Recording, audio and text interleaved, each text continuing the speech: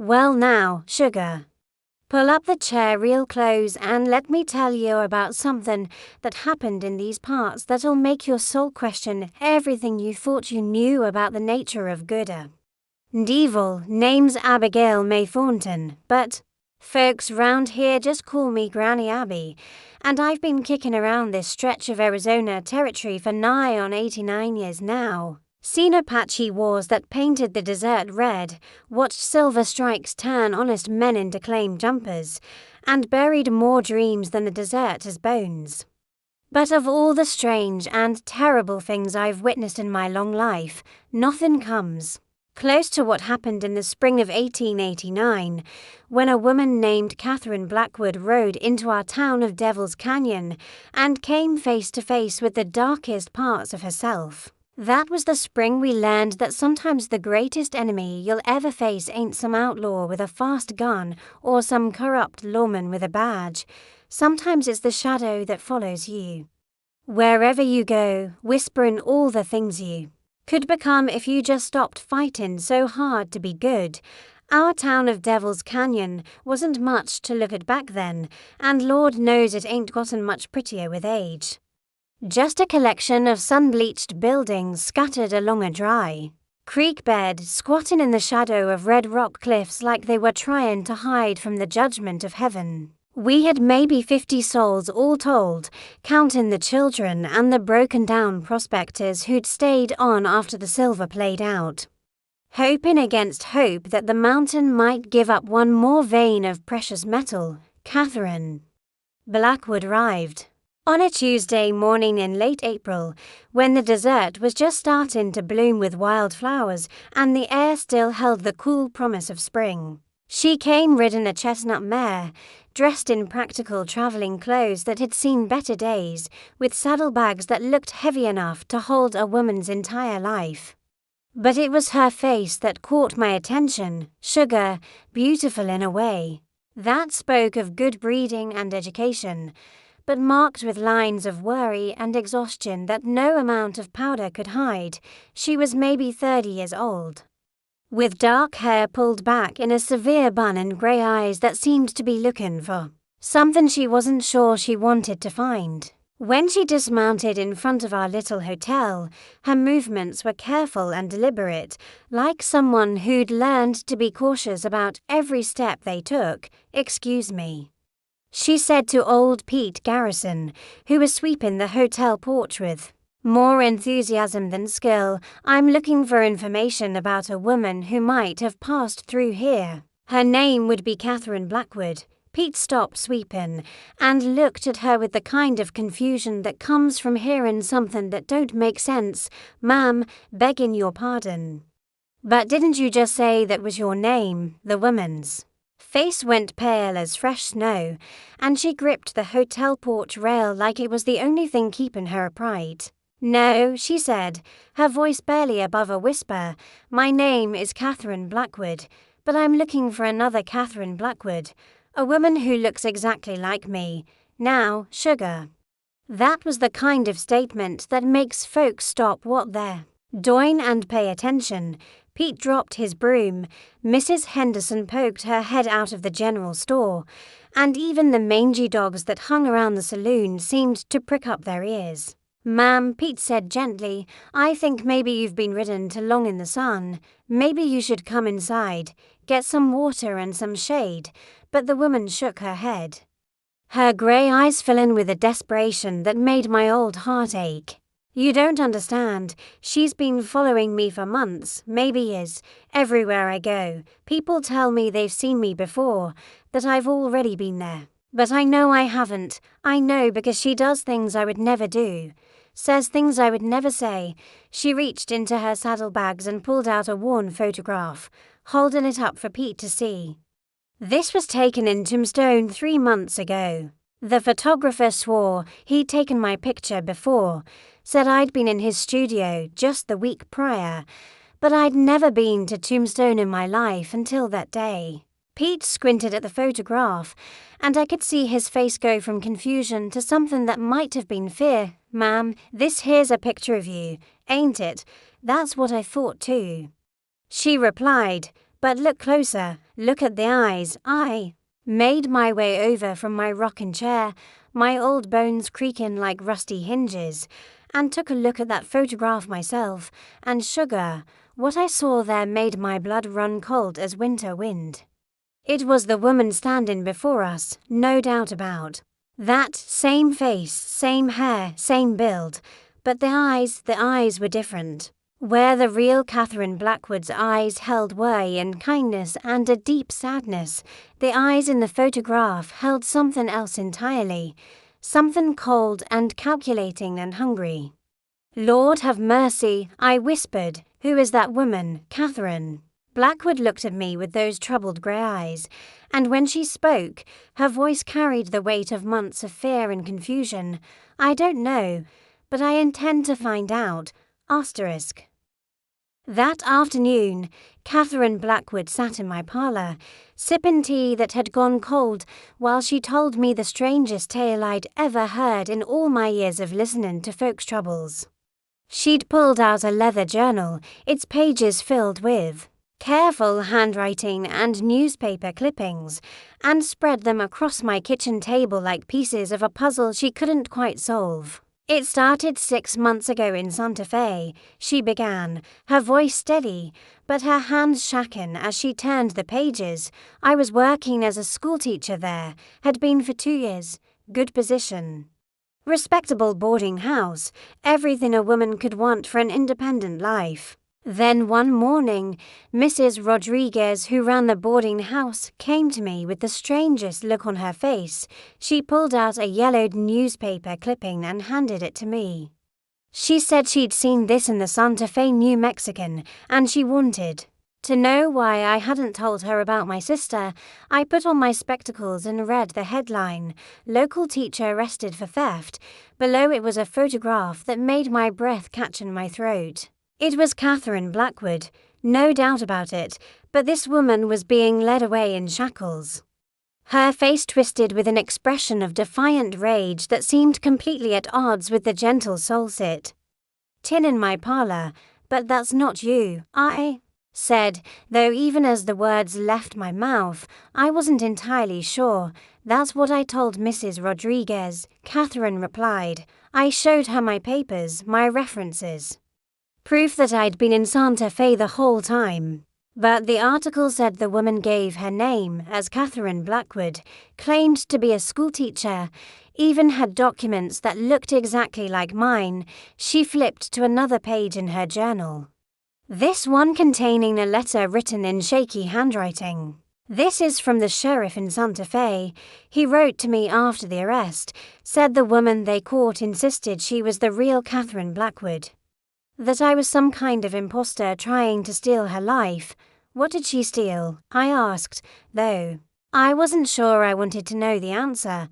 "Money from the school fund," Catherine said, her voice barely above a whisper. $200 that was meant to buy books and supplies for the children. But here's the strange part, she didn't try to run, she didn't try to hide. She acted like she had every right to take that money, like it belonged to her. Catherine turned more pages, showing me a collection of similar incidents. A Catherine Blackwood who'd been seen in Tucson, selling fake medicine to desperate families. Another in Phoenix, who cheated at cards and left 3 men broke and angry. And in every case, witnesses swore it was the same woman, but Catherine herself had alibis proving she was somewhere else entirely. "The worst part," she continued, "is that everywhere I go now, people look at me with suspicion. They've heard about the other Catherine Blackwood, the one who lies and steals and cheats. They see my face and they remember her crimes." She closed the journal and looked at me with those troubled grey eyes. "I've been following her trail for months, trying to understand what's happening to me every town I visit. I hear stories about what she's done, see the damage she's left behind. It's like I'm chasing my own shadow, except this shadow has a will of its own." "Have you ever seen her?" I asked, face to face. Catherine shook her head, "Always just missed her. Sometimes by days, sometimes by hours, in Flagstaff, the Hotel clerk said she'd checked out just that morning. In Prescott, the bartender said she'd been drinking at his establishment the night before I arrived. She reached into her saddlebags and pulled out something that made my old heart skip a beat, a wanted poster with her face on it, but offering a reward for crimes she swore she'd never committed. "This is what I'm running from," she said, her voice breaking slightly. My own face, my own name, my own reputation being destroyed by someone who looks exactly like me. And the worst part is, I'm starting to wonder, what if it really is me? What if I'm doing these things and somehow forgetting? Then what if I'm losing my mind? I reached across the table and took her trembling hands in mine. "Child, you're not losing your mind, but you are dealing with something that ain't natural. Something that goes beyond ordinary explanation." "What do you mean?" she asked. I looked into those grey eyes, so different from the cold, calculating gaze I'd seen in the photograph, and made a decision that would change both our lives forever. "I mean, sugar, that sometimes in this desert, the line between what's real and what's possible gets a little blurry, and sometimes when a person's been carrying a heavy burden for too long, that burden finds a way to take on a life of its own. That evening, as the sun painted the desert cliffs in shades of blood and gold, I took Catherine out to the old Apache burial ground that sat on a mesa overlooking Devil's Canyon. It wasn't a place most folks like to visit. Too many stories about restless spirits and strange lights dancing among the ancient stones. But sometimes, sugar, you need to go to the places that make you uncomfortable if you want to find the truth. "Why did you bring me here?" Catherine asked, her voice barely audible above the desert wind that whistled through the rock formations. "Because this is a place where the veil between worlds is thin," I replied, settling myself down on a flat boulder that had probably been there since before white men ever set foot in this territory. "A place where things that shouldn't be possible sometimes become possible anyway." Catherine wrapped her shawl tighter around her shoulders, though the evening air was still warm. "You're talking about magic, supernatural things. I'm a schoolteacher, Mrs. Thornton. I believe in facts, in logic, in things that can be explained." "And how do you explain what's been happening to you?" I asked gently. "How do you use logic to understand a woman who looks exactly like you, acts in your name, but exists completely separate from your own actions and memories?" She was quiet for a long moment, staring out at the vast expanse of desert that stretched to the horizon. Finally, she spoke, her voice so soft I had to strain to hear it. "I've been having dreams." "What kind of dreams, child?"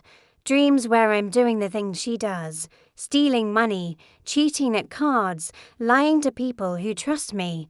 But in the dreams, it feels good. It feels like I'm finally free to do whatever I want without worrying about consequences or other people's feelings." Catherine turned to look at me, and I could see tears glistening in her eyes. What if she's not some separate person at all?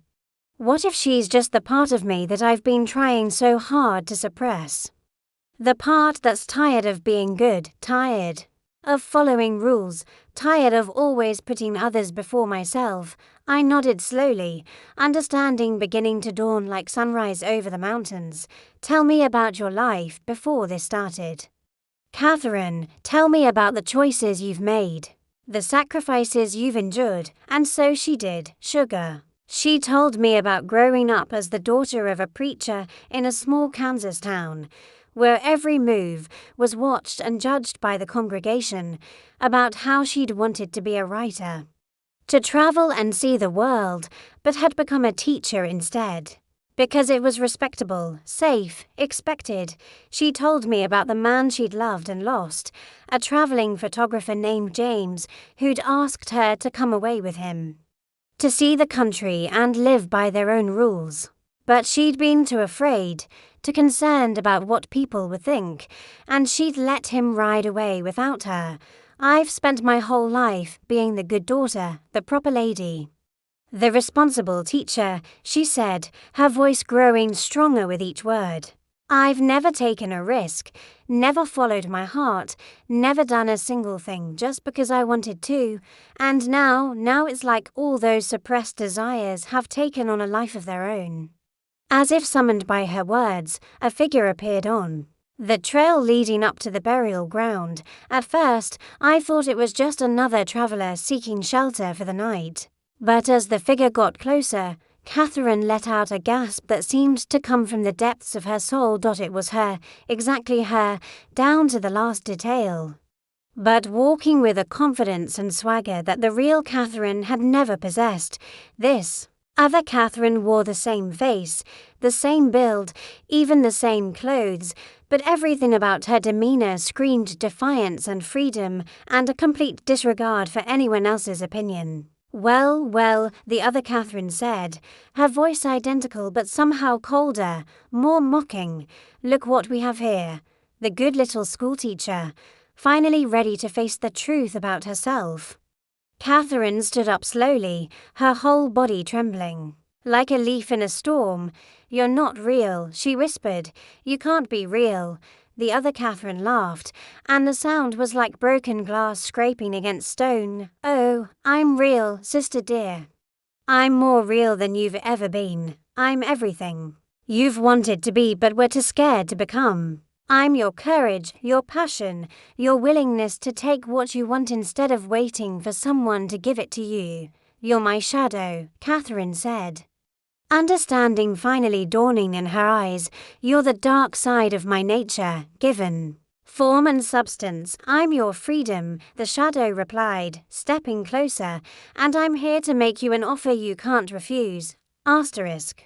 The shadow Catherine circled around us like a predator stalking its prey, her movements fluid and confident in ways that the real Catherine had never been.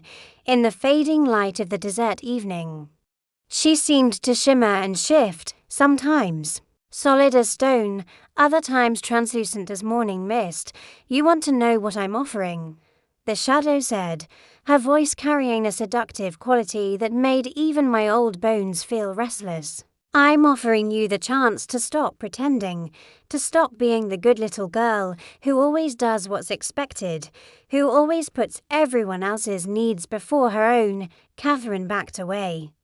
But there wasn't much room on that narrow mesa, and the shadow kept advancing. I don't want anything from you. I just want you to leave me alone, to stop ruining my reputation, to stop making people think I'm someone I'm not. But that's just it, sister dear, the shadow replied with a laugh. That sounded like wind through broken glass. I'm not making people think you're someone you're not. I'm showing them who you really are. Deep down inside, I'm the Catherine Blackwood who takes what she wants, who doesn't apologize for having desires, who lives life on her own terms. The shadow reached into her coat and pulled out a leather pouch that clinked with the sound of coins.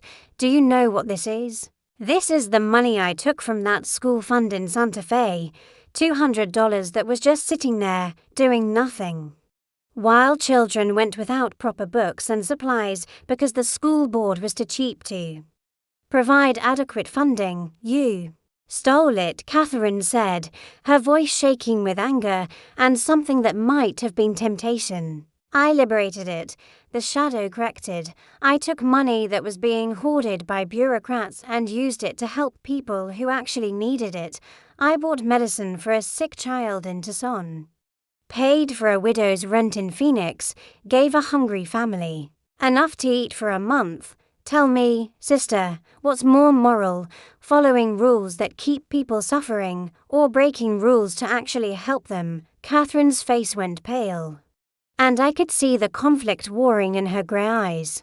That's not, you can't justify theft by saying it was for a good cause, can't I? The shadow asked, stepping closer. What about all those years you spent teaching children with outdated books and broken slates? Because the school board wouldn't spend money on proper supplies. What about all the times you watched talented students give up their dreams because their families couldn't afford to send them to better schools? You followed the rules, you were good and proper and respectable. And what did it get you? What did it get them? The shadow's words hit like physical blows, and I could see Catherine flinching with each accusation, because there was truth in them, sugar, painful, uncomfortable truth about the limitations of always trying to be good in a world that often rewarded those who were willing to bend the rules. I've been watching you for months, the shadow continued, her voice growing softer, more persuasive, watching you deny yourself every pleasure, every desire, every impulse that might make you happy. You loved James, but you let him go because it wasn't proper for a preacher's daughter to run away with a traveling photographer. You wanted to write, but you became a teacher because it was safe and expected. You've spent your whole life being half a person, and I'm offering to make you whole by becoming a criminal. Catherine asked, but her voice lacked conviction now. By becoming free, the shadow replied, by stopping the endless cycle of self-denial and self-sacrifice that's been eating away at your soul for 30 years. I'm not asking you to become evil, sister. I'm asking you to become complete. The shadow held out her hand, and in the dying light of the desert evening, it seemed to glow with its own inner fire.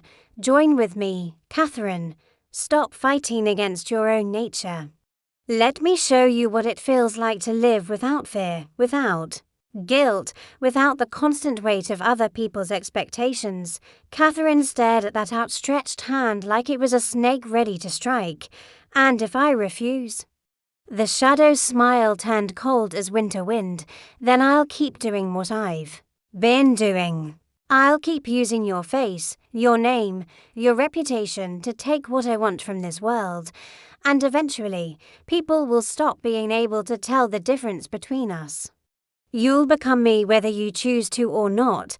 That's not a choice, Catherine said, her voice barely above a whisper. That's blackmail, that's reality, the shadow replied. I exist now, Catherine. I have substance, will, purpose. You can't unmake me by wishing I would go away. Your only choice is whether you want to control what I become, or let me run wild without any guidance from your conscience. The wind picked up, whizzing through the ancient stones of the burial ground. And I could swear I heard voices in that wind, the voices of all the Apache spirits who'd been laid to rest in this sacred deep place, all watching this supernatural confrontation. With the patience of the eternal dead, Catherine looked at me, her eyes pleading for guidance, for wisdom, for some way out of this impossible situation. What do I do, Mrs. Thornton? How do I choose between losing myself and becoming someone I don't want to be? I looked at that poor child, torn between two impossible paths, and felt the weight of every year I'd lived in this harsh desert land. Sometimes, sugar. The wisdom that comes with age ain't about knowing the right answer, it's about understanding that some questions don't have right answers, only consequences you can live with. Catherine, I said slowly, my voice carrying across the wine-swept mesa, let me tell you something I learned a long time ago from an old Apache medicine man who used to trade with my late husband. He told me that every person carries two wolves inside them, one that represents their capacity for good, and one that represents their capacity for harm. The wolf that grows stronger is the one you feed. The shadow Catherine laughed, but there was less confidence in the sound now. Pretty words, old woman. But they don't change the reality of the situation. I exist whether she feeds me or not. I have my own will, my own desires, my own power. Do you? I asked, turning to face the shadow directly, or are you just the accumulated weight of 30 years of suppressed desires, given form by this desert's strange magic?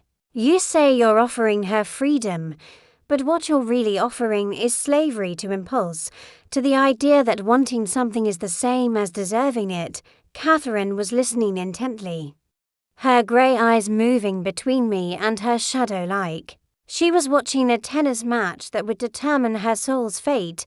But she's right about some things, she said quietly. I have denied myself over and over again. I have let fear and propriety guide my choices instead of following my heart, and that's a problem that needs solving. I agreed, but not this way.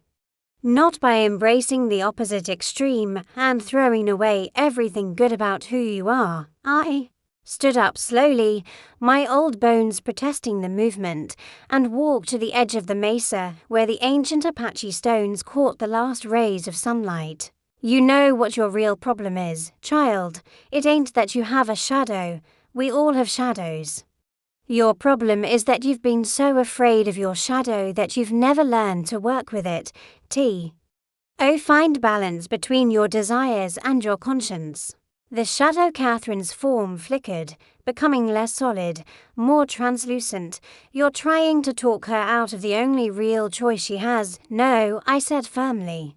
I'm trying to show her that there's a third option, one that neither of you has considered. Catherine, what if instead of choosing between being completely selfless or completely selfish, you chose to be human? What if you acknowledged your desires without being enslaved by them? Catherine's eyes widened with something that might have been hope. What do you mean? I mean you stop running from who you are and start integrating all parts of yourself. You want freedom, take it, but take it responsibly. You want to help people, do it, but do it in ways that don't require breaking the law. You want love and adventure, pursue them, but don't abandon your principles in the process. The shadow was growing more agitated now, pacing back and forth like a caged animal. That's compromise, not freedom. That's still letting other people's rules dictate your choices. That's wisdom, I countered.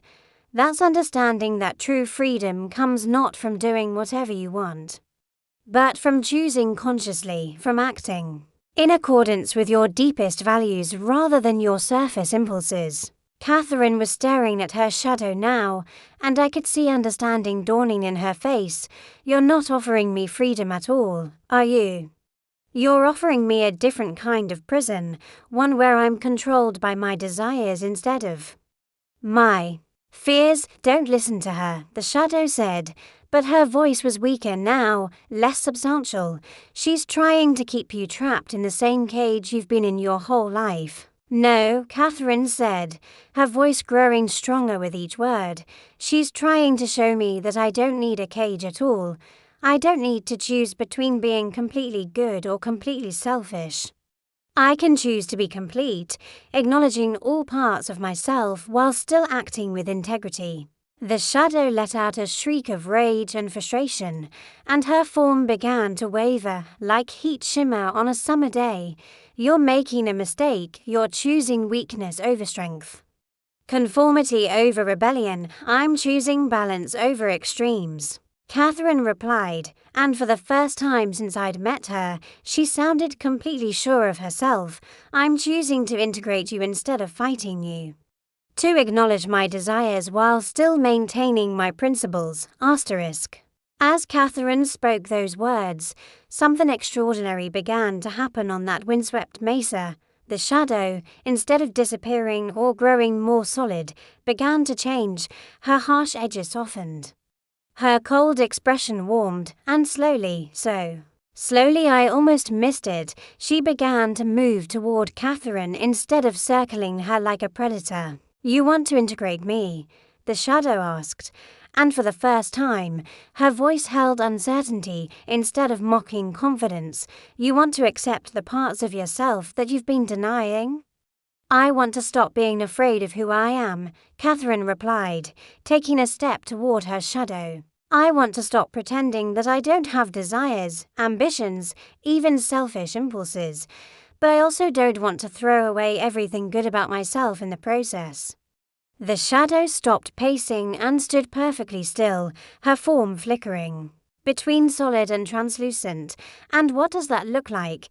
This integration you're talking about? Catherine took a deep breath, and when she spoke, her voice carried a strength I hadn't heard before. It looks like acknowledging that I wanted James to stay, that I was angry when he left, that part of me resented always having to be the good daughter while he got to travel and see the world.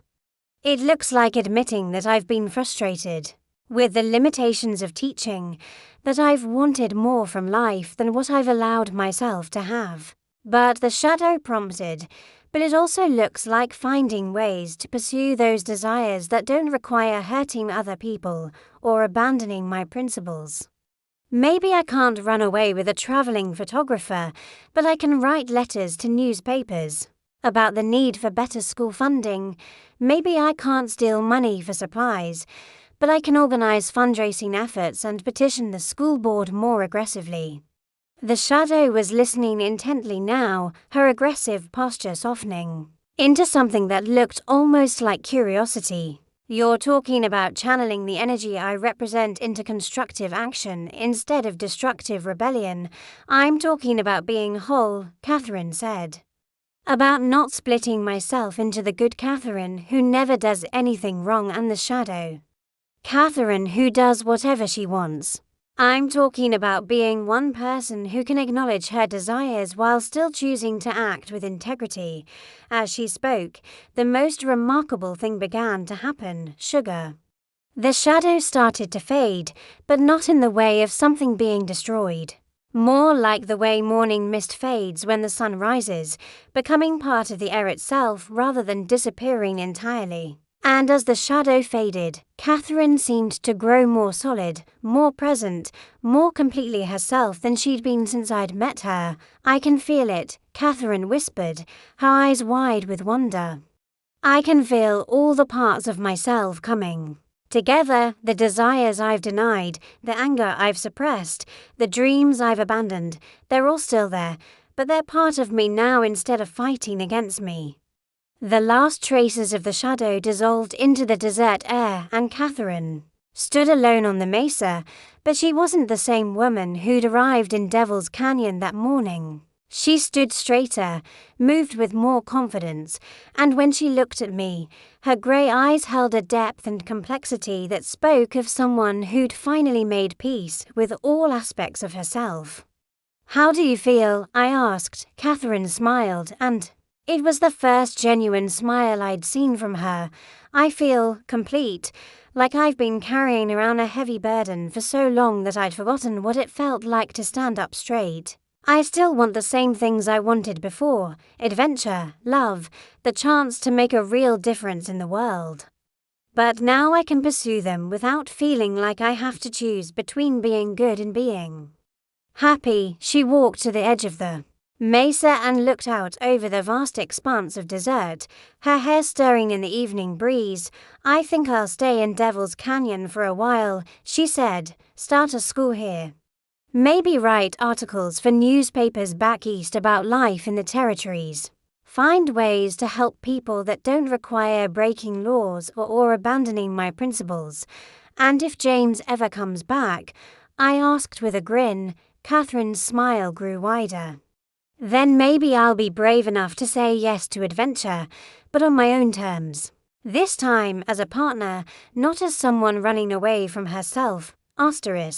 The days that followed Catherine's confrontation with her shadow were like watching a butterfly emerge from its cocoon, Sugar. She rented a small room above the general store and immediately set about transforming the abandoned schoolhouse at the edge of town into something that would serve the children of Devil's Canyon and the surrounding ranches.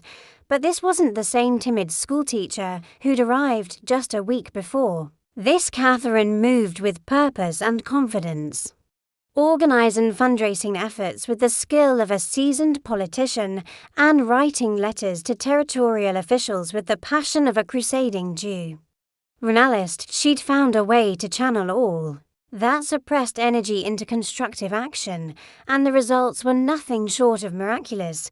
"I've been thinking," she told me one afternoon as we sat on my porch, watching her students practice their letters on slate boards in the shade of the old cottonwood tree, "about what you said regarding the two wolves inside every person. I think I spent so many years starving one wolf that it grew desperate and dangerous. But now that I'm feeding both of them, my desire to be good and my desire to be free, they're Learning to work together instead of fighting each other, she'd already accomplished more in 2 weeks than most folks managed in 2 years. The Territorial Education Board had agreed to provide funding for new books and supplies after receiving her detailed reports about the educational needs of frontier communities.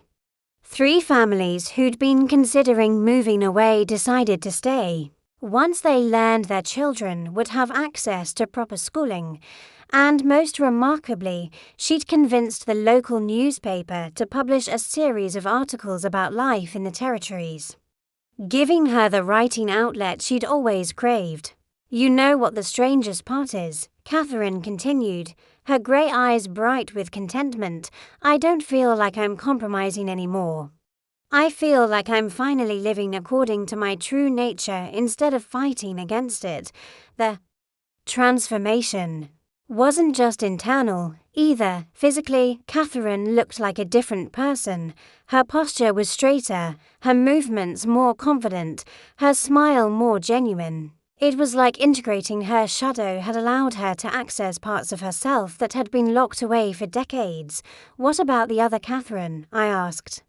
"The one who was causing trouble in other towns." Catherine's smile took on a mischievous quality that reminded me briefly of her shadow.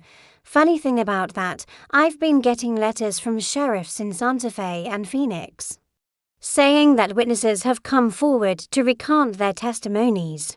Seems like people are starting to remember that the woman they saw didn't quite look like me after all.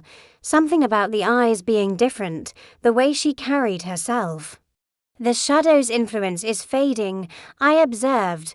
"More than that," Catherine replied. "I think when I integrated her, when I stopped fighting against those aspects of myself, the need for her to exist separately just disappeared. She was only able to take on independent form because I was denying those parts of myself so completely. Once I acknowledged them and found healthy ways to express them, there was no more energy feeding her separate existence." That evening, as we watched the sun set behind the Red Rock Cliffs, Catherine pulled out a letter that had arrived that morning. "This is from James," she said, her voice carefully neutral. "The photographer I told you about. What does he say?" I asked, though I could see from her expression that it was good news. "He's been traveling through Arizona, documenting the changing landscape as more settlers arrive. He heard about the school I'm starting here and, well, he wants to come visit, to see what I've built, to meet the woman I've become. And how do you feel about that?" Catherine's smile was radiant. "I feel ready, not ready to run away with him like I might have been tempted to do before, and not ready to send him away like I would have done out of fear. Ready to see what kind of relationship we might build as to complete people who choose to be together rather than to incomplete people who need each other." The desert wind picked up, carrying the scent of sage and the promise of rain, and I could swear I felt something in that wind, not the presence of Catherine's shadow, but something else, something that felt like approval. Like the ancient spirits of this land recognizing that balance had been restored, that a soul had been made whole. 3 weeks later, James Whitmore arrived in Devil's Canyon, just as the morning mist was lifting from the Red Rock Cliffs and Sugar. I have to say he was everything Catherine had described and more, tall and lean with sun-weathered hands and eyes that seemed to see the world through a camera lens. He had that restless energy of someone who'd spent years capturing moments instead of living in them. But what struck me most was how he looked at Catherine when he first saw her in the schoolhouse, surrounded by children who were hanging on her every word as she read from a book of adventure stories. His face went through a whole range of emotions: surprise, recognition, and then something deeper, something that spoke of a man seeing not just the woman he'd once known, but the woman she'd become. "Catherine," he said softly from the doorway, his voice carrying the uncertainty of someone who wasn't sure if he was welcome. She looked up from her book, and I watched her face transform with a smile that was both familiar and completely new. "Hello, James, children, I'd like you to meet Mr. Whitmore. He's a photographer who travels all over the country taking pictures of interesting places and people." The children immediately peppered him with questions. Had he seen any Indians? Any wild animals? Any outlaws? And James answered each one with the patience of someone who genuinely enjoyed talking to young minds. But his eyes kept drifting back to Catherine, and I could see him trying to reconcile the confident, vibrant woman before him with the hesitant, conflicted person he'd known in Kansas. After school let out, Catherine invited James to walk with her through the town, showing him the improvements she'd made and the plans she had for the future. I followed at a discreet distance, partly out of curiosity and partly because I wanted to make sure this reunion went smoothly for both of them. "You're different," James said as they paused beside the old well that served as the town's center. "Not just older, but a more yourself, if that makes sense." "It makes perfect sense," Catherine replied. "I've learned to stop fighting against parts of myself that I thought were wrong or inappropriate. I've learned that I can be ambitious and caring, adventurous and responsible, passionate and principled all at the same time." James nodded slowly. His photographer's eye taking in not just her words but the way she carried herself. The confidence in her gestures, the peace in her expression. "I can see it. There's a completeness to you now that wasn't there before, like you finally figured out how to be fully present in your own life." "What about you?" Catherine asked. "Are you still running from something, or have you found what you're looking for out there on the road?" James was quiet for a long moment, staring out at the desert landscape that stretched beyond the town. "I think I've been running towards something. Not away from it, but I never knew what it was until I got your letter about the school, about the life you're building here. I think what I've been looking for is a place where I can put down roots without feeling trapped, where I can have a home base for my work instead of just wandering aimlessly." "And you think Devil's Canyon might be that place?" Catherine asked, her voice carefully neutral. "I think you might be that place," James replied, turning to face her directly. "Not as someone to rescue or be rescued by, but as a partner. Someone who understands the need for both adventure and stability. Someone who's found a way to have both." Catherine's smile was radiant. "I'd like that, James. I'd like to see what we could build together, as to complete people choosing to share their lives rather than to incomplete people trying to fill each other's empty spaces." As they walked back toward the schoolhouse, I could see the future taking shape around them, James documenting the changing face of the American West while Catherine educated its children. Both of them finding ways to serve something larger than themselves while still honoring their individual dreams and desires. *. 6 months later, Devil's Canyon witnessed its first wedding in over 3 years, and sugar. It was a celebration that brought folks from ranches 50 miles away to see Catherine Blackwood become calf. Erin Whitmore. The ceremony took place in the schoolhouse she'd built, decorated with wildflowers that the children had gathered from the desert, and officiated by a circuit preacher who declared he'd never seen two people more perfectly suited for each other. James had spent those months documenting the transformation of Devil's Canyon, creating a photographic record of how a community could grow and prosper when good people worked together toward common goals. His pictures showed children learning to read under the cottonwood tree, families gathering for town meetings in the schoolhouse, and the gradual expansion of businesses and homes as word spread about the town's welcoming atmosphere. But more than that, his photographs captured Catherine in her element, teaching, organizing, writing letters to territorial officials, and always moving with that confident grace she'd found when she'd finally made peace with all aspects of herself. In every image, you could see a woman who'd learned to be fully present in her own life. "I want to propose something," James said during the wedding reception, standing up to address the gathered crowd. Catherine and I have been talking about expanding the school's mission. We want to create a program that brings education not just to the children of Devil's Canyon, but to the isolated ranches and mining camps throughout the territory. Catherine stood beside him, her hand resting on his arm, her grey eyes bright with shared vision. We're calling it the Desert Education Initiative.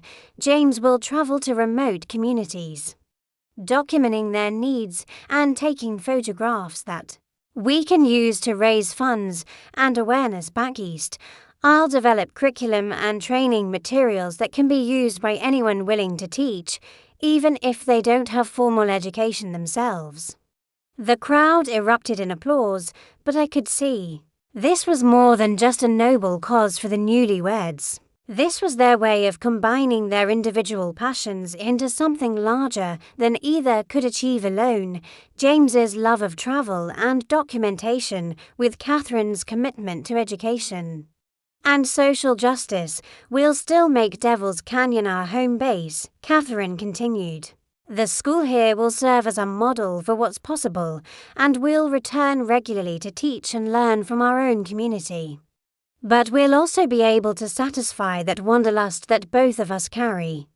That need to see new places and meet new people. Over the following weeks, I watched them plan their first expedition, a 3-month journey through the remote mining camps of northern Arizona, where children often grew up without ever seeing a book or learning to write their own names. James would photograph the conditions and the people, while Catherine would assess educational needs and begin training local volunteers to serve as teachers. It's perfect, Catherine told me one evening as we sat on my porch watching James adjust his camera equipment in preparation for their departure. I get to travel and have adventures, but in service of something meaningful. I get to help people, but in ways that challenge systems rather than just treating symptoms. And I get to do it all with someone who understands both sides of my nature. And what about the shadow? I asked. Do you ever feel her stirring again? Catherine smiled.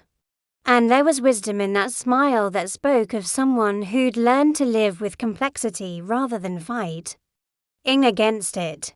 She's still there, but she's part of me now instead of separate from me. When I feel frustrated with bureaucratic obstacles, I channel that energy into more creative solutions. When I feel angry about injustice, I use that anger to fuel more effective advocacy.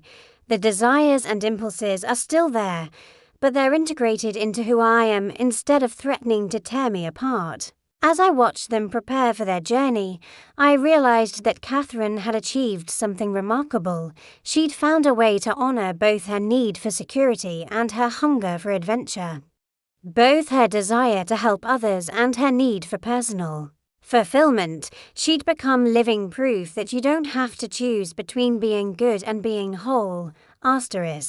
10 years passed after Catherine and James began their Desert Education Initiative, and sugar, those were some of the most remarkable years Devil's Canyon had ever seen. The little town had become a hub of activity, with teachers and reformers from across the country coming to study Catherine's methods and see how a community could transform itself through education and determination. Catherine herself had evolved into something extraordinary, not just a teacher, but a force of nature who could convince territorial governors to fund schools, inspire wealthy Eastern philanthropists to donate supplies, and motivate isolated ranchers to value their children's education above immediate labor needs.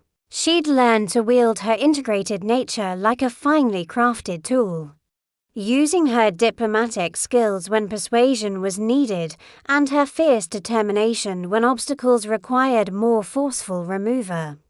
I never could have imagined this life. When I was that frightened woman chasing her own shadow, Catherine told me one evening as we watched a group of new teachers practice their lessons in the schoolyard. But I also couldn't have achieved it if I hadn't faced that shadow and learned to work with all parts of myself. James had become equally renowned in his own right. His photographs of frontier education appearing in newspapers and magazines. Across the country, his images told the story of transformation, children in remote mining camps learning to read by lamplight, former outlaws teaching arithmetic to their own sons, and communities coming together to build schools from nothing but determination and donated lumber. But it was their partnership that truly amazed me. Sugar. They'd found a way to be completely individual while still being completely united, each pursuing their own passions while supporting the other's dreams. When Catherine needed to stay in one place to establish a new school, James would document the process and use his photographs to raise awareness. When James needed to travel to capture images of changing communities, Catherine would develop correspondence courses that could reach students he'd met on the road. We're like two rivers that have learned to flow in the same direction without losing their individual currents, James explained to a visiting journalist who was writing about their work. Catherine makes me more grounded, more purposeful in my wandering. I help her see beyond the immediate community to the larger picture of what we're trying to accomplish. The most remarkable thing was how their success had rippled outward, inspiring other couples and individuals to find ways of integrating their seemingly contradictory desires. Devil's Canyon had become a place where people came not just for education, but for examples of how to live authentically without sacrificing either personal happiness or social responsibility.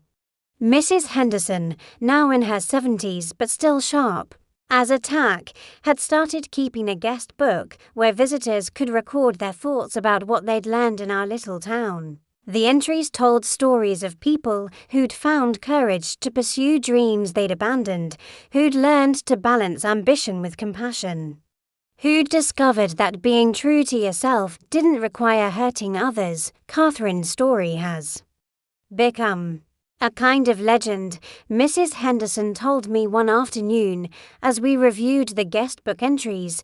People come here expecting to meet some kind of saint or superhero. But what they find is even more inspiring. They find a real person who's learned to be fully human. The shadow that had once threatened to destroy Catherine's life had become, in a strange way, the foundation of her greatest achievements. By learning to integrate rather than suppress the darker aspects of her nature, she'd become someone who could understand and help others struggling with their own internal conflicts. 25 years had passed since Catherine first faced her shadow on that windswept mesa, and I was getting on in years. My bones creaking like old leather and my memory sometimes playing tricks on me, but there was one thing I remembered clear as crystal: the day Catherine Whitmore came to me with news that would shake everything we thought we understood about shadows and integration and the nature of human darkness. Catherine was 55 now, her dark hair streaked with silver and her face marked with the lines that come from years of meaningful work. She and James had built something extraordinary with their Desert Education Initiative. Over 300 schools across the territories, thousands of children who could read and write because of their efforts, and a network of teachers who carried their methods to the farthest corners of the frontier. But on this particular autumn morning, Catherine sat in my parlor with her hands shaken like autumn leaves and her grey eyes filled with a fear I hadn't seen since that first day she'd arrived in Devil's Canyon. "She's back, Granny Abby," Catherine whispered, her voice barely audible above the desert wind that rattled my windows. The shadow, after all these years, she's back. I set down my teacup with hands that weren't quite steady. "That's impossible, child. You integrated her. She became part of you. There's no separate shadow anymore." Catherine pulled out a newspaper clipping, her fingers trembling as she handed it to me. The headline read, "Mysterious Woman Defrauds Mining Company of Thousands." Below it was a photograph that made my old heart skip a beat. It was Catherine's face, but with those cold, calculating eyes I remembered from 25 years ago. It started 3 months ago in Colorado, Catherine explained. A woman calling herself Catherine Whitmore convinced a mining company to invest in a fraudulent silver claim. She had documents, references, even photographs of James's work to establish her credibility. But when they discovered the fraud, she'd vanished without a trace. She pulled out more clippings, each one more disturbing than the last. The Shadow Catherine had been active across multiple territories, using not just Catherine's name but her reputation, her husband's fame, even detailed knowledge of their educational work to gain people's trust before betraying it. But how is this possible? I asked, though I was afraid I already knew the answer. I think, Catherine said slowly, that integration isn't permanent. I think that when you suppress parts of yourself for so long, they develop a kind of independence. And maybe, under the right circumstances, that independence can reassert itself. She told me about the past few years, how the success of their work had brought increasing pressure and scrutiny. Government officials questioning their methods. Wealthy donors making demands about how their money should be used, critics claiming that educating frontier children was a waste of resources that should go to more civilized communities. I've been feeling it again, Catherine admitted, that old frustration, that anger at people who put politics and profit above children's welfare. I've been having dreams where I tell these bureaucrats exactly what I think of them, where I take what we need without asking permission from people who don't understand our work. And you think those feelings somehow gave your shadow the energy to manifest again? I think she never really went away, Catherine said, her voice heavy with realization. I think she just went dormant, waiting for me to feed her with enough suppressed anger and frustration to become independent again. And now she's out there, using everything I've built to destroy people's trust in the very work I've dedicated my life to. The implications were staggering. Sugar, if the shadow could return. If integration wasn't permanent, then everything we thought we understood about Catherine's transformation was incomplete. Worse, if the shadow was using Catherine's reputation to commit crimes, it would destroy not just her personal credibility, but the entire Desert Education Initiative. What does James say about all this? I asked. Catherine's face crumpled. He doesn't know yet. He's in California, photographing the new railroad construction. I haven't had the courage to tell him that everything we've built might be destroyed by my own inability to permanently control my dark. Our nature, as if summoned by our conversation. A figure appeared on the road leading to my house, tall, confident, wearing Catherine's face, but moving with that predatory grace I remembered from decades past. The shadow had found us. The shadow Catherine walked up my front steps like she owned the place, her movements fluid and confident in ways that spoke of someone who'd never doubted herself for a single moment. But there was something different about her this time, Sugar. Something harder, more desperate, like a wild animal that had been caged too long and was finally free to hunt again. Well, she said, her voice carrying that familiar mocking tone, the old woman and the frightened schoolteacher, together again. How perfectly predictable. Catherine stood up slowly, her whole body tense with the effort of facing her own darkness once more. You're stronger this time, more independent. What's changed? The shadow laughed, and the sound was like glass breaking in a church. What's changed is that you've been lying to yourself for 25 years. You thought you'd integrated me, conquered me, made me part of your perfect little life. But all you really did was bury me deeper, feed me with years of suppressed rage and frustration until I had enough power to break free completely. I haven't been suppressing anything, Catherine protested, but even as she said it, I could see the doubt in her eyes. Haven't you? The shadow asked, circling around us like a predator. What about all those times you smiled politely at government officials who called your work a waste of money? What about all those donors who wanted to control how you spend? Their contributions. What about all the critics who said frontier children didn't deserve the same education as city children? You swallowed your anger, buried your frustration, played the diplomatic game instead of telling them the truth about what you really thought. Catherine's face went pale as the shadow's words hit home. I was being strategic. I was choosing my battles, working within the system to create change. You were being a coward, the shadow spat. Just like you were 25 years ago. You were so afraid of your own power, your own capacity for righteous anger, that you buried it rather than learning to use it effectively. The shadow pulled out a leather portfolio, thick with documents and newspaper clippings. Do you want to know what I've been doing with that power? I've been taking what we need from people who have too much and don't deserve it. I've been telling corrupt officials exactly what I think of their policies.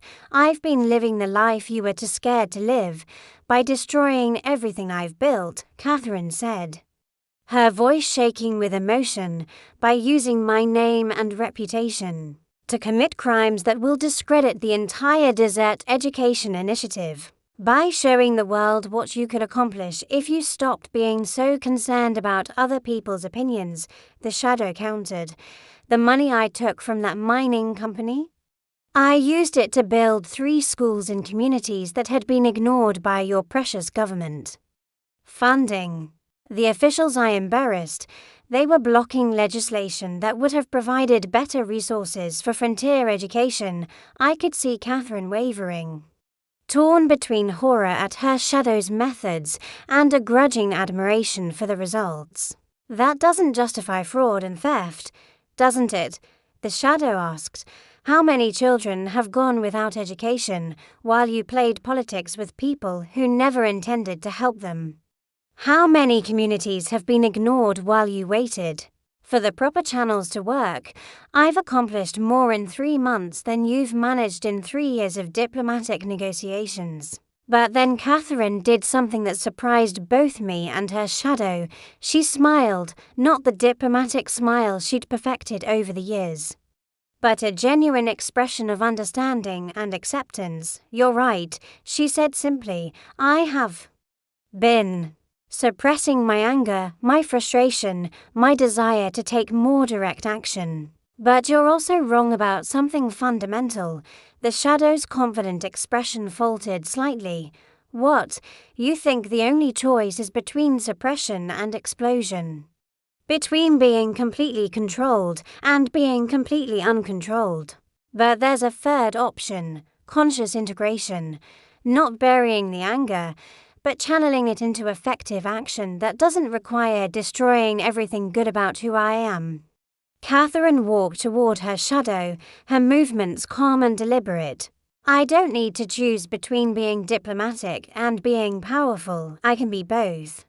I can use my anger as fuel for more effective advocacy, while still maintaining the relationships and reputation that make my work possible, the shadow backed away, her form beginning to flicker like a candle in strong wind. You're trying to cage me again. No, Catherine said firmly. I'm trying to work with you, to find ways of expressing your energy that serve our shared goals instead of destroying them. You want to help children get better education, so do I. You want to challenge corrupt systems, so do I, but we can do it together, as one complete person, instead of fighting each other and accomplishing nothing. As Catherine spoke, something extraordinary began to happen. The shadow's harsh edges began to soften, her cold expression warming, and slowly, so slowly I almost missed it, she began to move toward Catherine instead of away from her. You really mean it this time, the shadow said, and for the first time, her voice held hope instead of mockery. You're really ready to acknowledge all parts of yourself and find constructive ways to express them. I am, Catherine replied. I'm ready to stop being afraid of my own power, my own capacity for righteous anger. I'm ready to use every tool at my disposal, diplomacy when it works, confrontation when it's necessary. And yes, even calculated rule-breaking when it serves the greater good. The shadow smiled, and it was the first genuine smile I'd ever seen from her. Then let's get to work. We have schools to build and systems to change, as the two figures merged once again. I realized that this was the real lesson of Catherine's story. Integration isn't a one-time event, but an ongoing process. The shadow will always return when we deny parts of ourselves, but it can also be our greatest ally when we learn to work with it consciously and purposefully. Asterisk.